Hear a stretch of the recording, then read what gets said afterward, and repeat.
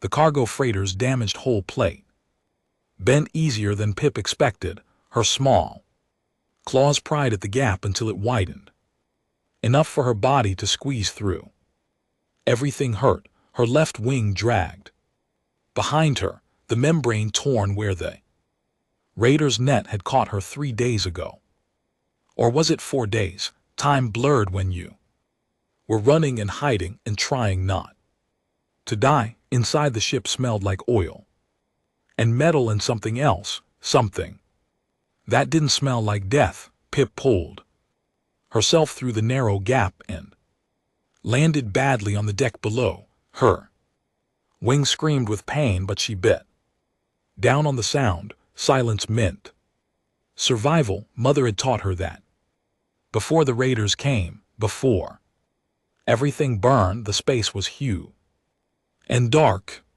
Pip's eyes adjusted slowly to show her a massive room filled with strange machines and equipment, a hangar bay. She had seen these before on the station where Mother used to trade back when trading was still possible, back when dragons could move freely without being hunted for the calcium compounds in their bones. Pip limped between the machines, looking for somewhere to hide.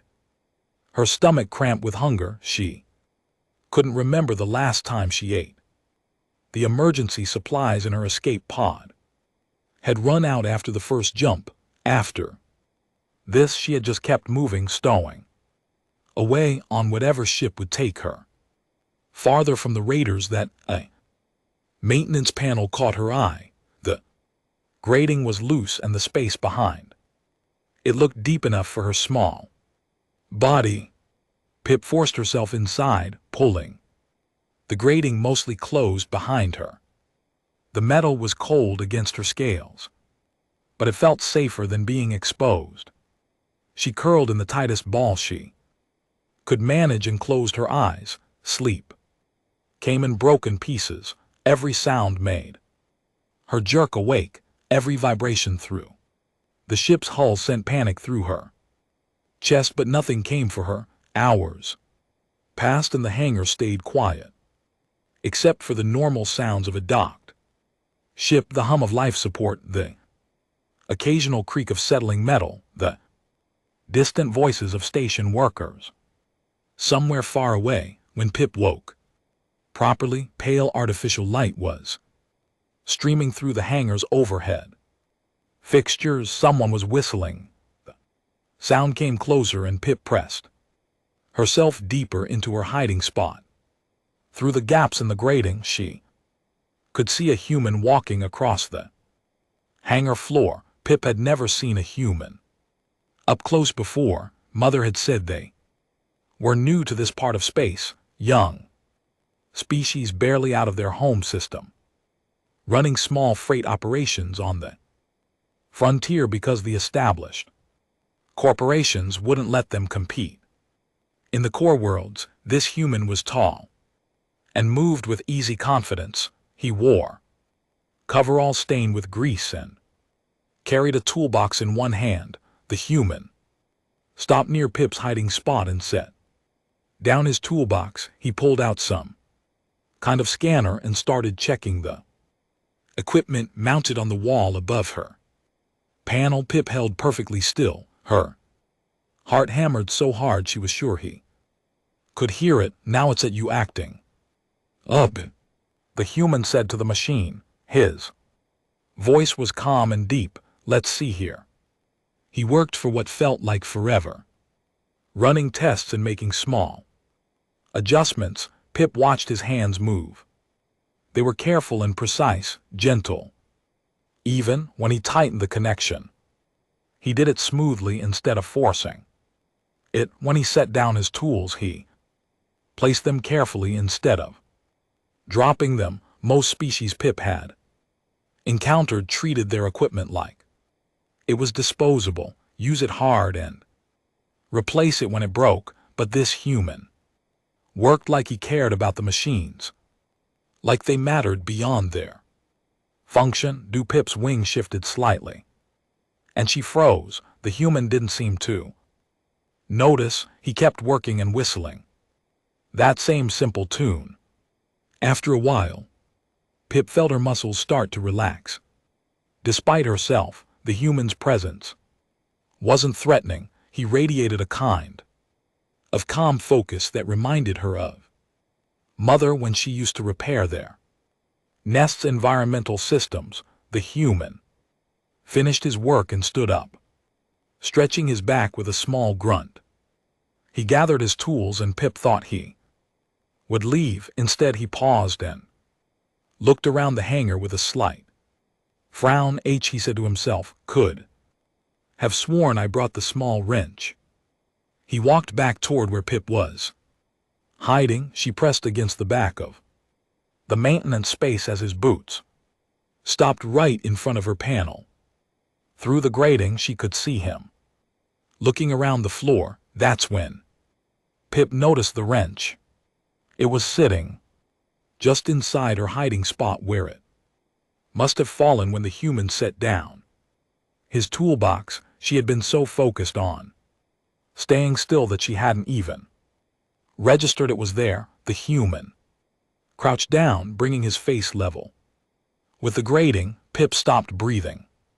For a long moment, they stared at each other through the metal slats. The human's eyes went wide with surprise. Then Pip's wing twitched involuntarily. From the cramped position, the wrench shifted. The small sound seemed impossibly loud in the quiet hangar. The human didn't move, didn't shout, didn't reach for a weapon or call for help. He just stayed crouched there looking at Pip with an expression she couldn't read. Surprise, yes, but something else too, something that looked almost like concern. Hey there, the human said softly. You okay in there? Pip's claws scraped against the metal as she tried to push herself even further back. There was nowhere to go. She was trapped in discovered, and this was where everything ended. The human would call security. They would drag her out. Raiders would find her, or worse, the corporations would claim her as salvage. But the human just stood up slowly and took a step back from the panel. All right, he said in that same gentle voice, I'm going to leave you alone now, but I'm leaving this here. He reached into his toolbox and pulled out a bottle of water and a ration bar. He set them both carefully on the floor, near the grating where Pip could reach them. Then he picked up his toolbox and walked away across the hangar. Hey, but the door paused and looked back. My name's Roy, he called out. I'll be back tomorrow. Then he was gone, and Pip was alone with her confusion and her fear and the water and food sitting just beyond her hiding spot. Pip waited until the hangar lights dimmed for night's cycle before she touched the food. Even then, she watched the door for a full hour, convinced it was some kind of trap. Humans were supposed to be unpredictable. That's what the other species said, young and chaotic and impossible to read. But her stomach hurt too much to care anymore. She reached through the grating and dragged the ration bar inside. The wrapper crinkled loudly and she froze again, waiting for alarms or footsteps. Nothing happened. The hangar stayed quiet. The ration bar tasted like compressed nutrients and synthetic flavoring, but Pip didn't care. She ate it in tiny bites, making it last, savoring every morsel. The water came next. She had to work the bottle through the grating carefully, but managed to get it open without spilling much. The liquid soothed her dry throat and settled the worst to the hunger cramps. When she finished, Pip felt more alert than she had in days. The food helped, but it was more than that. For the first time since the attack on her nest world, she felt something other than pure survival instinct. She felt curious. Why had the human helped her? What did he want most? Species saw dragons as either myths or money. The raiders wanted their bones. The corporations want to study them. The religious cults wanted to worship them. Nobody just left food and walked away. Pip spent the night trying to make sense of it. She dozed occasionally, but mostly she watched and listened and tried to understand where she was. The Hangar belonged to a ship called the Frontier Runner, according to the labels on the equipment, a small independent freighter. Pip could hear the station's ambient noise through the hall, voices in the distance, the clang of cargo being moved, the hiss of airlocks. Cycling Frontier Station 7, she had seen the designation when she snuck aboard. It was far from the core worlds, far from the heavy corporate presence and the major trade routes. Out here the rules were different, looser or so Mother had said. When the hangar lights came back up to full brightness, Pip was ready to bolt. She had spent the early morning hours testing the maintenance shaft behind her panel, finding where it connected to the ship's internal systems. She had escape routes now. 3 different ways out if the human tried to trap her. Roy returned exactly when he said he would. Pip heard him whistling before she saw him, the same tune as yesterday. He walked into the hangar carrying his toolbox and a larger bag that smelled like food. He didn't approach her hiding spot right away. Instead, he went to the far side of the hangar and started working on one of the loading mechanisms. Pip watched him through the grating, confused by his behavior. He was deliberately giving her space, letting her observe him without pressure. After about an hour, Roy took a break. He sat down on a cargo crate and opened his bag. The smell of fresh food filled the hangar. Pip's stomach growled despite the ration bar from last night. Roy pulled out a sandwich and took a bite. Then he very carefully set a second sandwich on the floor halfway between his crate and Pip's panel. Brought extra, he said without looking at her, in case you're still hungry. He went back to eating his own food, completely relaxed, like having a dragon hiding in his hangar was the most normal thing in the world. Pip stared at the sandwich. It was closer than the ration bar had been. She would have to come out of her panel to reach it. Roy finished his sandwich and pulled out a data pad.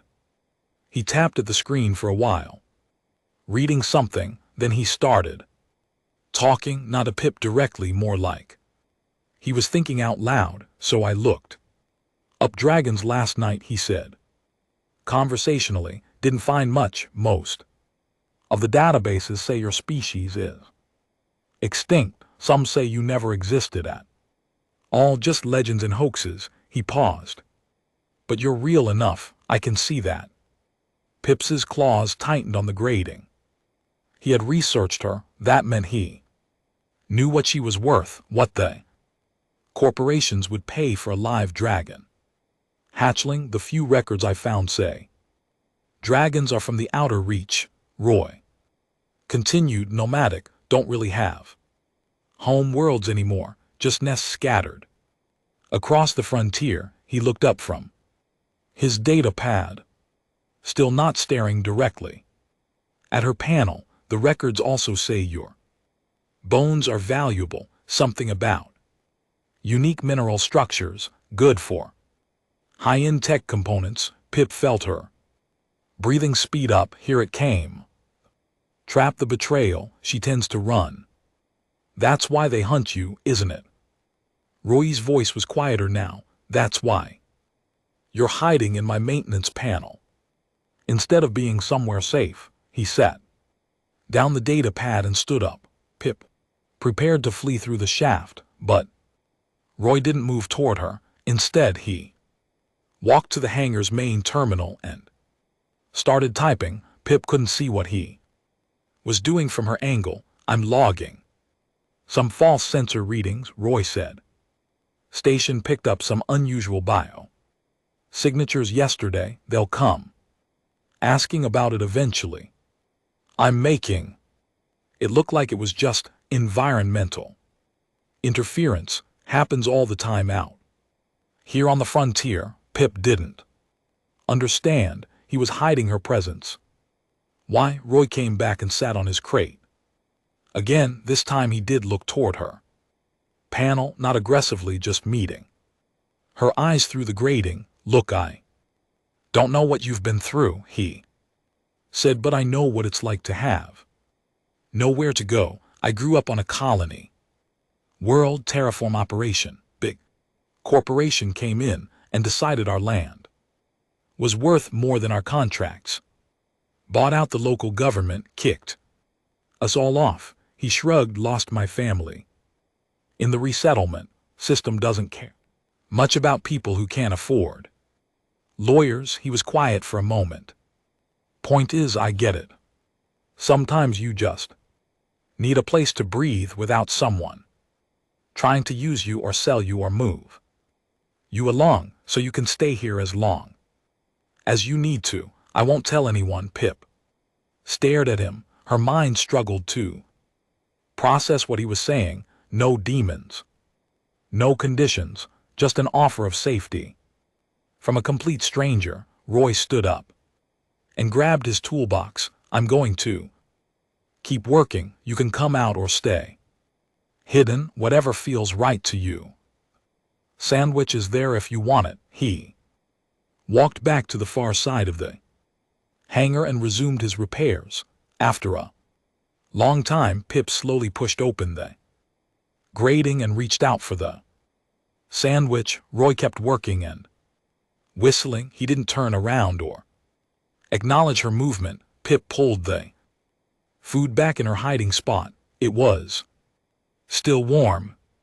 5 days passed before Pip spoke to Roy. 5 days of watching him work. 5 days of accepting food he left for her. 5 days of slowly understanding that maybe possibly he meant what he said about safety. Her wing was healing.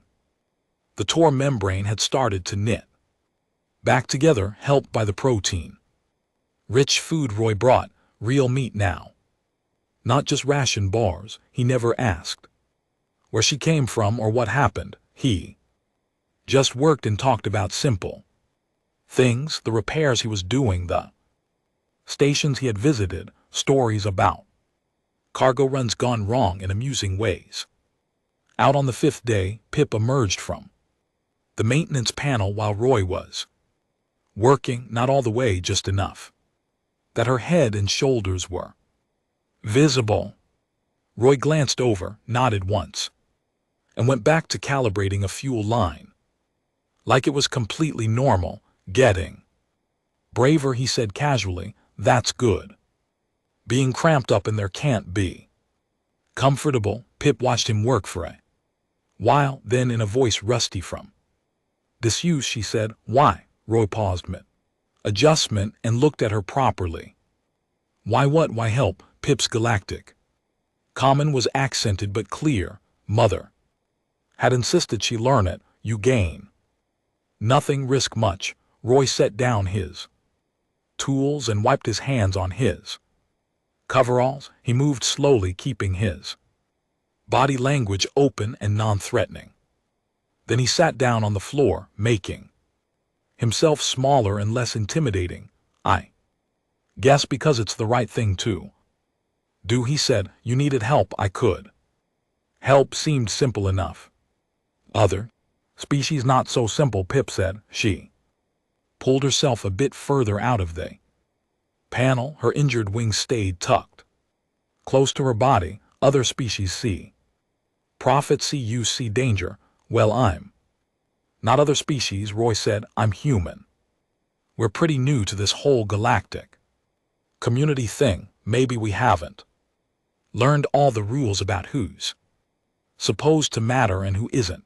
Pip tilted her head, studying him. You know what I am worth. You research. I know what others think you're worth. Roy Corrected, that's different from what you actually are. Your person, a kid. From the looks of it, nobody should be hunted for what their bones are made of. Pip felt something tight in her chest.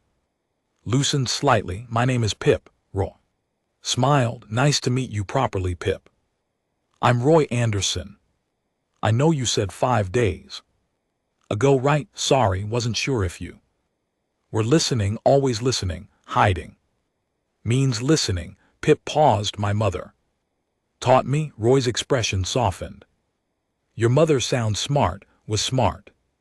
Past tense, raiders killed her, killed everyone. Pip's voice flattened. I escaped barely. I'm sorry, Roy said, and the way he said it made Pip believe he meant it, not polite condolence, real grief for someone he never met.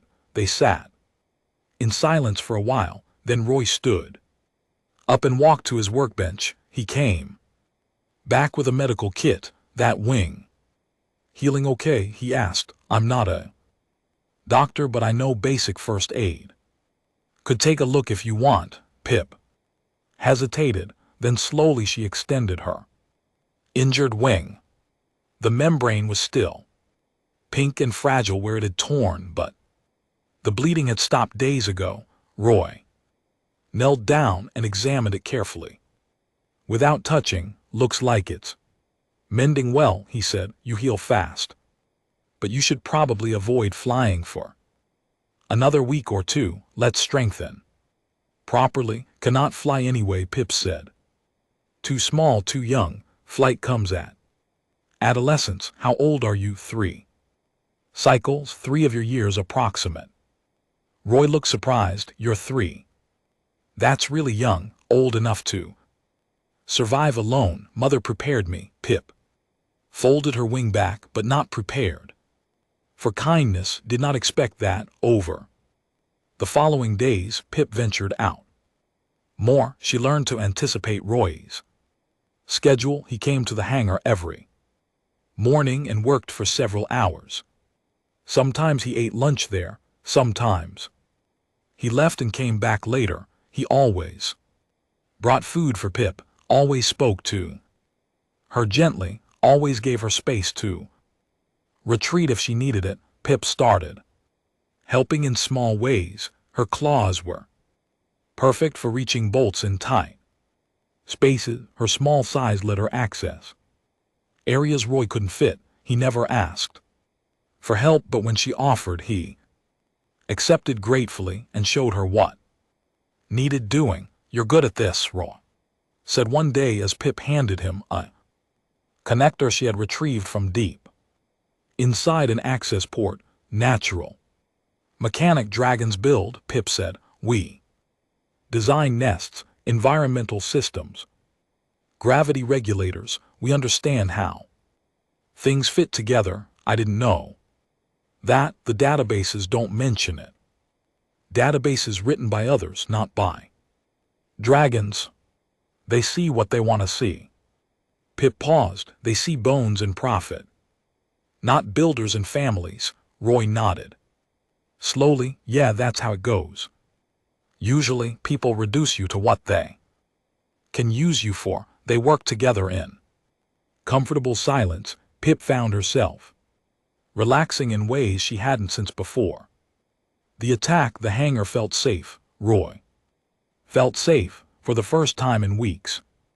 She wasn't constantly scanning for threats. That evening, as Roy was packing up his tools, warning klaxons suddenly blared through the station.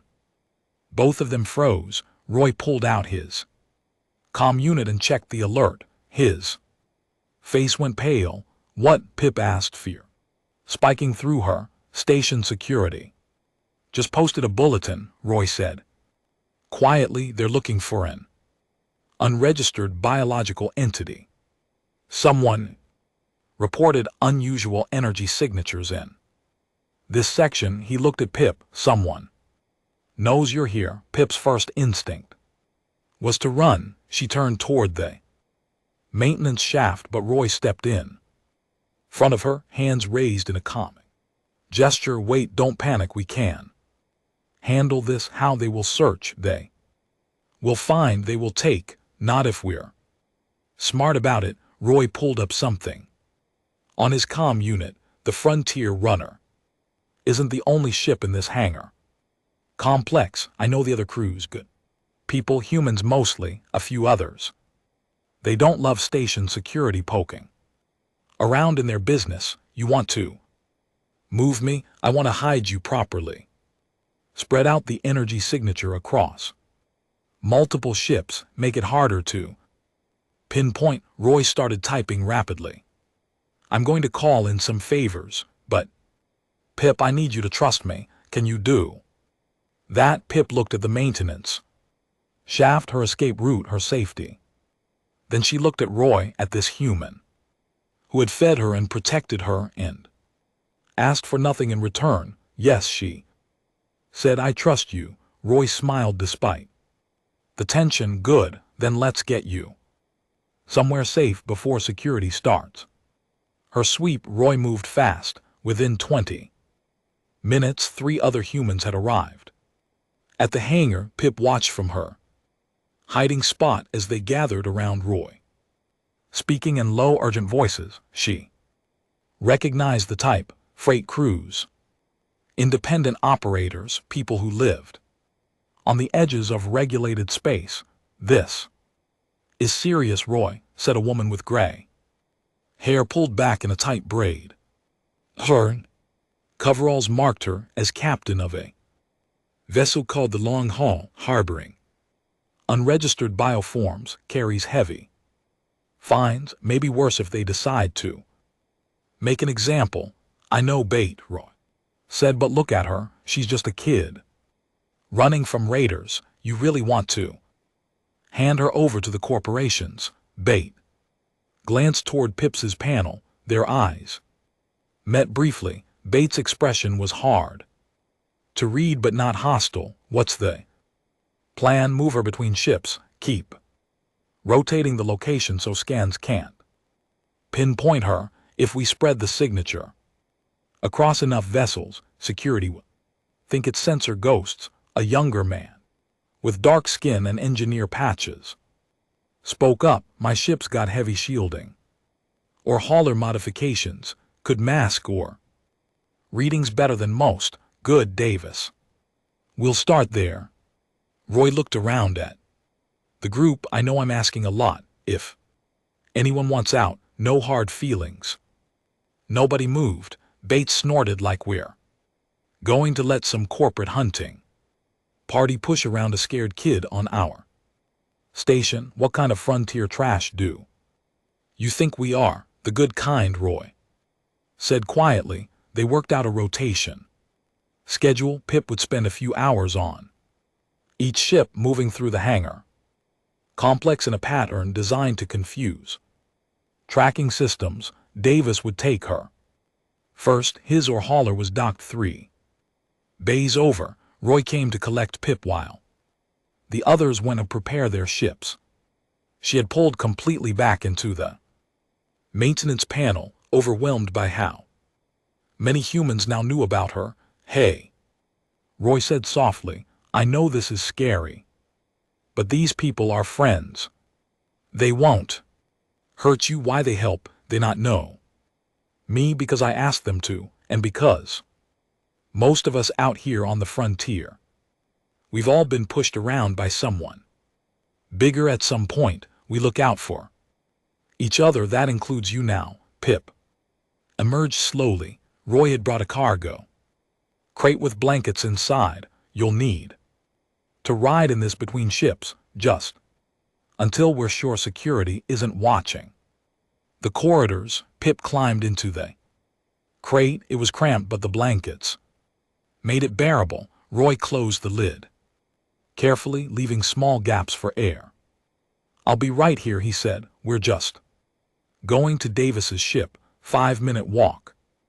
You'll be safe. The movement was disorienting. Pip felt Roy lift the crate and start walking. She heard the hangar door open, heard the ambient noise of the station corridor, voices in the distance, footsteps, the hum of air circulation systems, every sound made. Her tense, then Roy's voice cheerful. And casual, hey there, just moving some. Spare parts to Davis's holler. Different voice responded, station. Security, need to scan that crate, pips. Hearts hammered, she prepared to burst. Out and run, but Roy just laughed, sure. Thing fair warning though, it's full. Of old hydraulic components, probably. Going to ping all kinds of weird readings from the lubricant residue. Scanner hummed over the crate, Pip held. Absolutely still, the blankets around her were thick, and Roy had mentioned something about lining them with thermal dampening material. She hoped it was enough. Yes, showing some organic compounds, the security officer said. But looks like industrial contamination. You really should clean your parts before storage, Anderson. I really should do a lot of things, Roy agreed. Cleaning parts ranks somewhere below fixing my coffee maker, and above reorganizing my sock drawer. The officer laughed. Get out of here and tell Davis I said hi. They moved on. Pip didn't relax until she felt the crate being set down and heard a different voice. All right, coast is clear, Davis said. Crate opened and Pip blinked up at a new face. Davis smiled. Welcome aboard the Duster Runner. Not much to look at, but the shielding is solid. Over the next several hours, Pip moved between 4 different ships. Each crew welcomed her. Without question, they brought food. They showed her safe places to hide. They treated her like she mattered. Between moves, Roy explained what was happening on the station. Security was conducting random sweeps but finding nothing conclusive. The biosignature kept appearing and disappearing across different sectors, making it look like sensor malfunction rather than an actual organism. How long can we do this? Pip asked during one transfer. As long as we need to, Roy said, but there's a problem coming. Bait got word that the people who reported the signatures aren't giving up. They're bringing in specialized scanning equipment. Who reported? Roy's expression darkened. Bounty hunters showed up on station 2 days ago. They've been asking questions about dragons, offering rewards for information. Pip felt cold. They followed me, maybe, or they're just checking all the frontier stations. Either way, they're persistent. Roy helped her into the next crate. But so are we. The 4th ship was Bates. The long haul was bigger than the others, with actual crew quarters and a proper cargo hold. Bates showed Pip to a small storage room that had been cleared out. You can actually move around in here, Bates said. Get some proper rest. Roy says you've been cramped up for days. Why you do this? Pip asked. You not know me, risk much for stranger. Bates sat down on a cargo container, her weathered face thoughtful. You know what the corporations did to my home world. Strip-minded, took everything valuable and left the ecosystem poisoned. When my family tried to sue for damages, we got crushed under legal fees we couldn't afford. She looked at Pip steadily. The powerful prey on the weak everywhere. Out here on the frontier, we've all been the weak at some point, so when we get the chance, we protect each other. That's how we survive. Pip settled into the corner of the room, her wing tucked carefully. On my world, we say a favor creates a debt. I owe you, I owe Roy, I owe all the humans who help. You don't owe us anything, Bates said. Just maybe when you're older and stronger, you do that same for someone else who needs it. That's how it works. Bates left Pip alone to rest, but an hour later, urgent voices echoed through the ships. Corridor, Bait burst into the storage room. We got a problem, she said. The bounty hunters just got station authority approval to search every ship in this complex. They'll be here within the hour. The human crews gathered in Bait cargo hold for an emergency meeting. Pip stayed hidden in the storage room, but she could hear everything through the thin walls. 8 voices, now more humans, had joined to help. They've got legal authorization. Someone was saying corporate salvage claims say they have rights to any dragon biological material from the outer reach. Pips is not material, Roy said sharply. She's sapient. She talks. She thinks she has rights, not according to their paperwork. Bait replied. They're claiming all dragons from the destroyed nest worlds are technically abandoned property under maritime salvage laws. Pip felt sick. She had heard similar arguments before. The raiders who attacked her world had used the same logic. If a civilization was destroyed, anything left behind became salvage, including survivors. That garbage law, Davis said angrily. You can't apply salvage rights to living beings, even if the being species doesn't have official recognition in the Galactic Council. Another voice countered. Dragons aren't registered. No home world representation, no legal standing. Arguing continued. Pip pulled herself into a tighter ball. She had been foolish to hope there was no safety. The universe didn't work that way. The strong took what they wanted, and the law helped them do it. Then Roy's voice cut through the discussion, calm and determined. Then we give her legal standing. Silence fell. Someone laughed nervously. How exactly do we do that? Frontier Settlement Charter, Article 12. Roy said, any sapient being who seeks asylum on a frontier station has the right to apply for protected status. Station administrator has to grant a hearing within 72 hours. That only works if the administrator accepts the application. Bait pointed out, and our administrator is not exactly known for standing up to corporate pressure, so we make it impossible for her to refuse. Roy's footsteps moved closer to Pip's hiding spot. Pip, I know you can hear me. I need you to come out here. Pip hesitated. Then slowly she opened the storage room door and stepped into the cargo hold. 8 humans turned to look at her. She fought the urge to run. Roy knelt down to her level. I need to ask you something important. Are you willing to stand in front of the station administrator and claim asylum? It means going public. No more hiding. It could be dangerous. The hunters will see me. Pip said, yes, but they won't be able to touch you during a legal proceeding.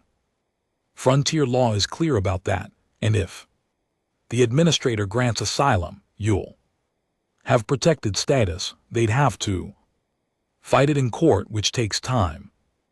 Time we can use to find a better solution. Pip looked around at the humans. They all watched her with expressions. She was learning to read determination, concern, something that looked like hope. If I do this, you all get in trouble, Pip said. They know you hide me, they punish you. Bait stepped forward. Let them try. We got our own lawyers. Frontier Station 7 has specific protections for independent operators. They can't just steamroll us without consequences. Why you risk this for me? Davis spoke up. Because it's right. Simple as that. The other humans nodded. Pip felt that strange tightness in her chest again, the feeling that made her want to cry even though she had no tears left after everything that happened. Okay, she said quietly, I do it, I claim Asylum, Roy stood and pulled out his comm unit. Then let's make this official. Bait, can you contact Administrator Carver? Already on it, Bates said, typing rapidly on her own device. Within 30 minutes they were moving through the station corridors. No more hiding in crates. Pip walked openly, flanked by Roy on one side and Bate on the other. The other human crews formed a protective ring around them. Station residents stopped and stared. Some pulled out recording devices. Word spread fast. That be by the time they reached the administrator's office, a crowd had gathered. Pip saw the bounty hunters immediately, 3 of them standing near the entrance with smug expressions. They wore armor and carried weapons openly, legal on a frontier station but intimidating. The lead hunter stepped forward as they approached. He was some species Pip didn't recognize, tall and angular with too many joints in his limbs. That's our salvage, he said to Roy. Hand it over and we won't press charges for theft. Her name is Pip, Roy said calmly. And she's not salvage, she's a person seeking asylum. Doesn't matter what you call it. We have legal claim. Then you can present that claim at the asylum hearing, Bates said. Article 12 of the Frontier Settlement Charter guarantees due process. The hunter's face twisted with anger. You frontier trash think you can hide behind your local regulations? We've got corporate backing, real authority, and we've got jurisdiction, said a new voice. Everyone turned. Administrator Carver stood in her office doorway. She was an older woman, human, with iron gray hair and an expression that suggested she had dealt with difficult situations before. This is a registered frontier station operating under independent charter, Carver continued. Corporate authority ends at the docking ring. Here I make the decisions. She looked at Pip. You're the one seeking asylum. Pip stepped forward, forcing herself not to show fear. Yes. My name is Pip. I am survivor of Nest world destruction. I claim asylum under Frontier Settlement Charter. Carver studied her for a long moment. Then she nodded. Asylum claim accepted. Hearing scheduled for tomorrow at 1000 hours. Station time. Until then you're under station protection. She looked at the hunters. Anyone who interferes with an asylum claimant will be removed from the station. That clear? The lead hunter's face went dark with rage. You're making a mistake, Administrator. Our corporate sponsors won't forget this. I've been threatened by better people than you, Carver said flatly. Get out of my corridor. The hunters left, but their expressions promised this wasn't over. Carver gestured for Pip and the humans to enter her office. Once inside, Carver sat behind her desk and looked at them all. You realize this is going to get complicated. Corporations have lawyers, good ones.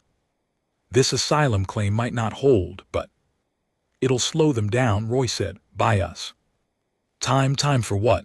Roy looked at Pip, then back at Carver. Time to prove she deserves protection. Time to show the galaxy that dragons are people, not property. Carver leaned back in her chair. You're asking me to take on corporate interests for one dragon hatchling? Yes, Roy said simply. That's exactly what I'm asking. Carver was quiet for a moment, then she smiled slightly. Well, I didn't become a frontier administrator because I like playing it safe. The hearing room was packed.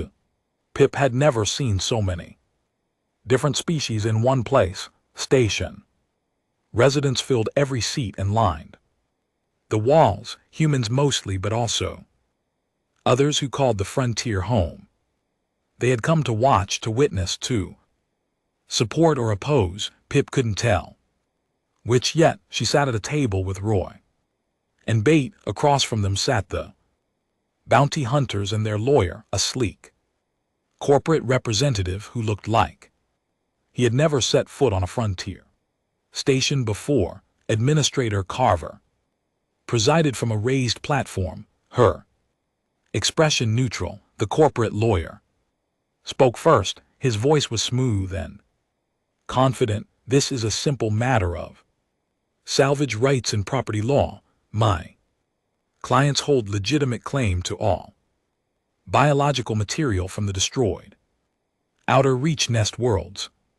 The dragon in question originated from one of those worlds, therefore it falls under salvage classification. She has a name, Roy said quietly. Pip, the lawyer, ignored him. Furthermore, dragons lack official recognition by the Galactic Council. Without recognized sapient status, the creature cannot claim asylum. Carver looked at Pip. Can you speak for yourself? Pip stood up. Her legs shook, but she kept her voice steady. I am Pip.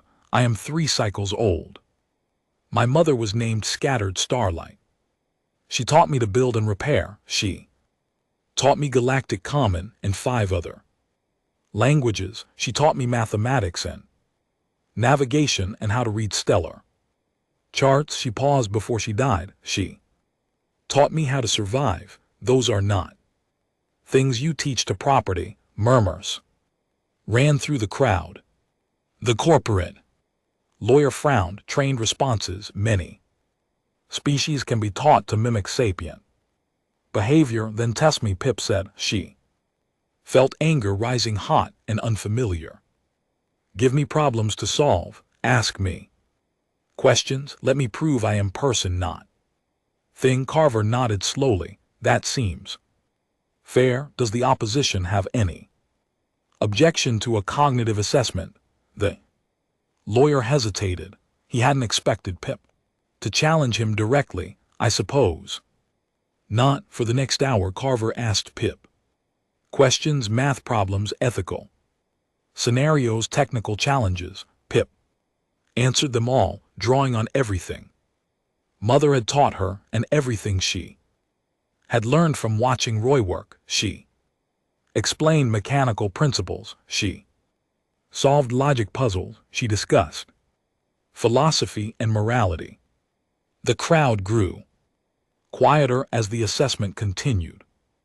Even the corporate lawyer looked uncomfortable. Finally, Carver held up a hand. I think we've established cognitive capability. The question now is legal standing. She looked at the lawyer. You claim dragons aren't recognized as sapient by the Galactic Council, but frontier stations operate under different jurisdiction. We have the authority to grant protection to any being we determine is sapient regardless of council recognition. That authority has limits, the lawyer argued. You can't override corporate salvage claims, can I? Carver pulled up a document on her screen. Frontier Settlement Charter.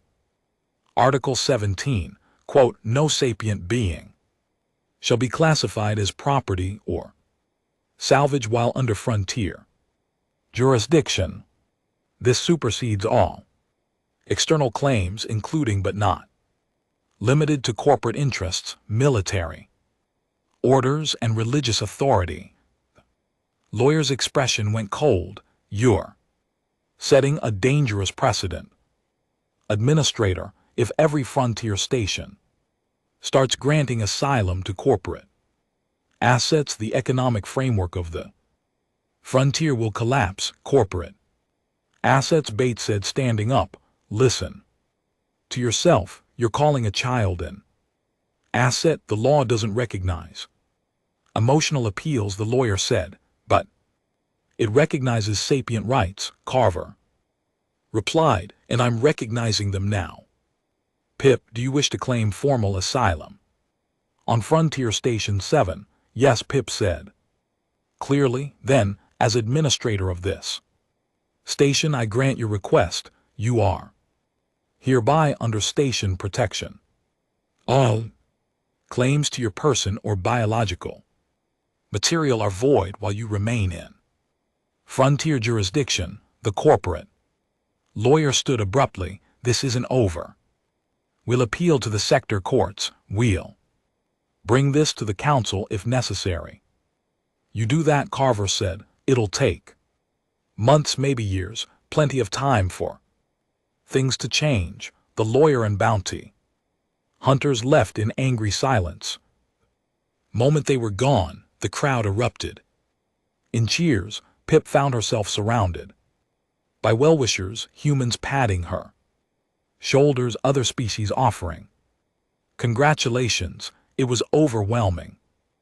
Roy guided her out of the hearing room and back to the hangar. The Frontier runner felt like home now in a way nothing had since the attack. Pip climbed into a maintenance panel, not to hide, but because it felt comfortable and familiar. You did good, Roy said, sitting on the floor nearby. Really good. The lawyer was right, though. Pips said they will appeal. They will not stop. Probably not, but that's a problem for tomorrow. Roy smiled. Today you're safe. That's what matters. Over the following weeks, something unexpected happened. Other dragons started appearing on the station. Young ones, mostly survivors like Pip, who had heard rumors of a safe place, a place where humans would protect them. Roy's hangar became an unofficial sanctuary. He taught the young dragons about mechanics and ship repair. They taught him about dragon culture and technology. Bait donated space on her ship for temporary housing. Other human crews volunteered resources. Word spread across the frontier. More stations began granting asylum to dragons. The corporations fought it in court, but the legal battles moved slowly, and every day they delayed was another day. Dragons could live without fear. Got Pip's wing healed completely. She grew stronger. She learned more about human culture and fell in love with their strange tendency to help without expecting anything in return. It wasn't universal. Some humans were just as cruel as any other species, but enough of them were kind that it made a difference. One evening, Pip and Roy sat in the hangar, watching the stars through the viewport. A new arrival had come that day, a tiny dragon hatchling, barely old enough to speak, found hiding in a cargo container. Pip had helped calm the frightened baby and show her the safe spaces in the hangar. You're good at this, Roy said, taking care of the young ones. I remember being scared, Pip said. I remember hiding and thinking no one would help. I want them to know different. I want them to know about kindness. Your mother would be proud. Pip felt that tightness in her chest again, but it didn't hurt anymore. It felt warm. I think she would. Like you, she always said the universe was bigger than we knew, that somewhere there must be species who valued life over profit. She looked at Roy. She was right. Roy smiled. We're not perfect. Humans mess up plenty, but we try. That's got to count for something. It counts for everything, Pip said. Below them in the maintenance bay, the new hatchling was sleeping peacefully, wrapped in blankets Roy had provided.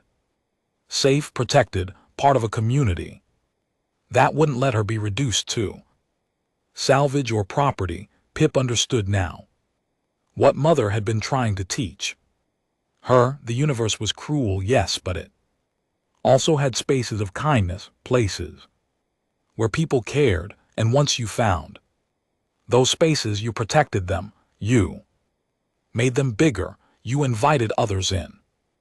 The The hangar had been hiding place, now was a home, and Pippa makes sure it stayed that way for every dragon who needed